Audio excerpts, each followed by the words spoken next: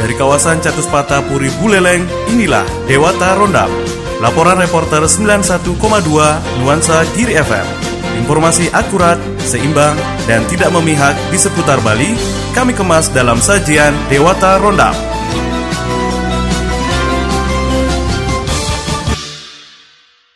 Pada bulan 11 Agustus tahun 2020.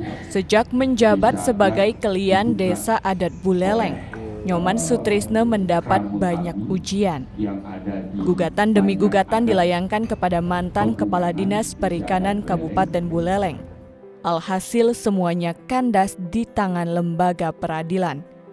Yang teranyar adalah putusan Pengadilan Tinggi Bali yang menguatkan putusan Pengadilan Negeri Singaraja nomor 174-PDT-G-2022-PN Singaraja tertanggal 15 Desember 2022. Dalam amar putusannya, Majelis Hakim Pengadilan Negeri Singaraja yang diketuai Nimade Kushandari dengan Hakim Anggota I Gusti Ayu Kade Ari Wulandari dan Made Astina Dwi Payana menolak gugatan penggugat seluruhnya dan menyatakan tanah seluas 299 meter persegi berlokasi di Banjar Adat Peguyangan Kelurahan Astina, Kecamatan Buleleng, merupakan tanah ayahan desa milik Desa Pakraman Buleleng, dan menyatakan Desa Adat Pakraman Buleleng berhak atas objek sengketa.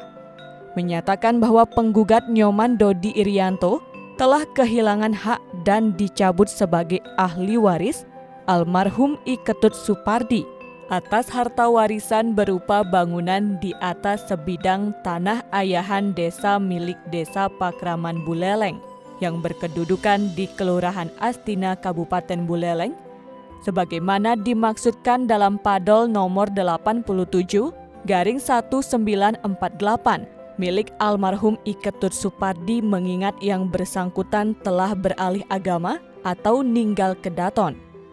Putusan ini sudah inkraj atau berkekuatan hukum tetap.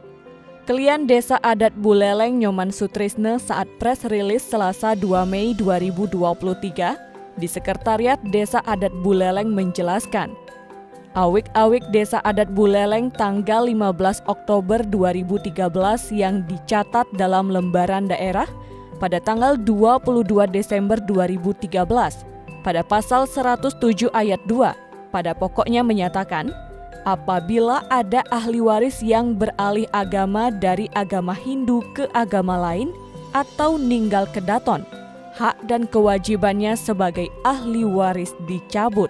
Pada bulan 11 Agustus tahun 2020, Desa Adat digugat oleh keramu kami yang ada di Banjar Adat Peguyangan Desa Adat Buleleng. Nah, tentu saja di dalam gugatan ini ada dua yang digugat di Desa Adat Buleleng dan satu lagi BPN.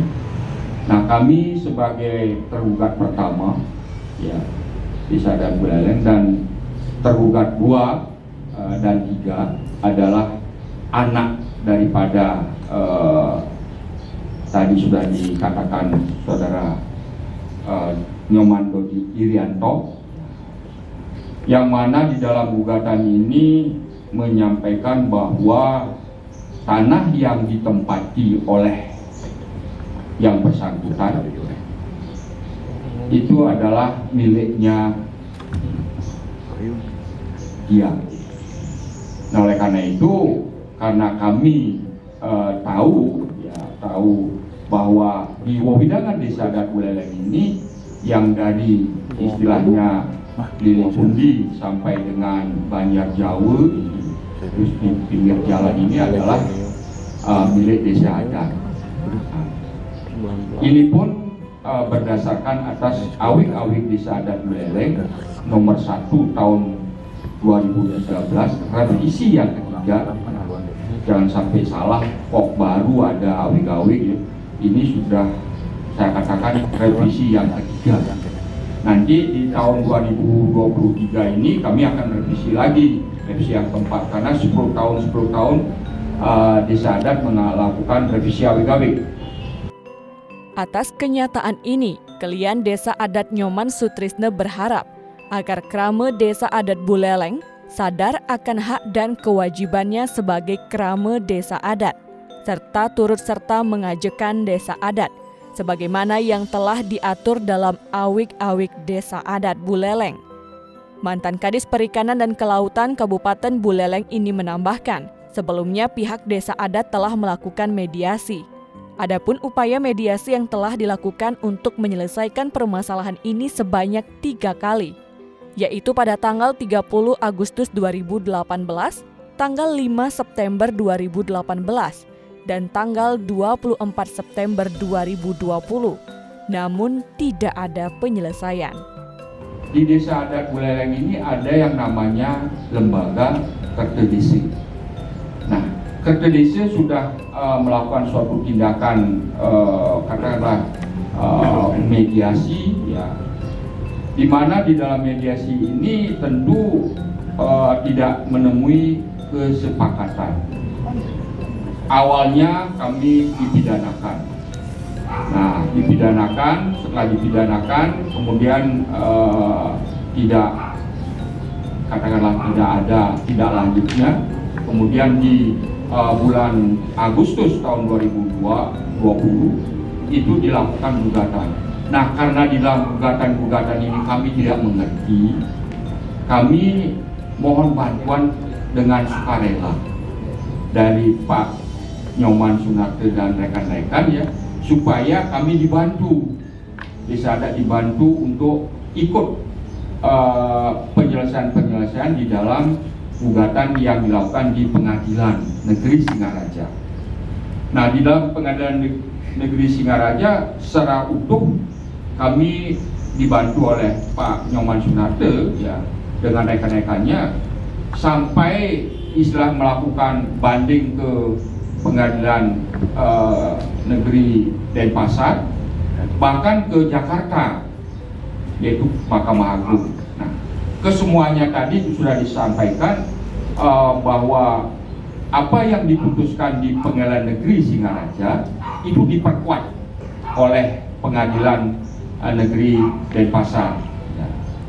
Kemudian juga di Mahkamah Agung diperkuat apa yang menjadi keputusan daripada Pengadilan Negeri Singaraja. Saya bersyukur kepada Ide Sangang Widiwase bahwa apa yang menjadi tatanan restu maupun awik-awik yang ada di Desa Adat Buleleng, ya, itu dipakai acuan, sehingga apa yang menjadi keputusan di Pengadilan Negeri Singaraja, ya, kita dinyatakan menang. Gugatan pertama dilakukan oleh Nyoman Dodi Irianto melalui kuasa hukumnya pada tanggal 11 Agustus 2020. Gugatan para penggugat tidak dapat diterima atau NO. Selanjutnya gugatan kedua dilaksanakan pada 4 April tahun 2022 lalu.